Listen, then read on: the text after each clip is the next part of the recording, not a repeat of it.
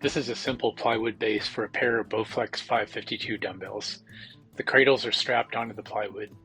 The main purpose of this is to keep the cradle from lifting up with the dumbbell when it is set to the maximum setting.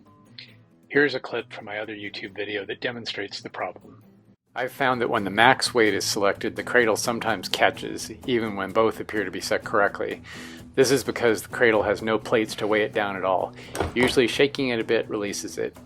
Or you can step on the cradle to keep it down. One solution to this problem is to buy the Bowflex dumbbell rack.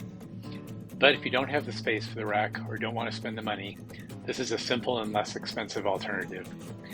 The added weight of the plywood and the other cradle prevent the sticking problem from occurring. A secondary benefit is that it keeps the two cradles nicely aligned with each other, and they stay in one place on the floor. I published the step-by-step instructions on Instructables.com. See below for the link. The rest of this video is a time lapse of the construction.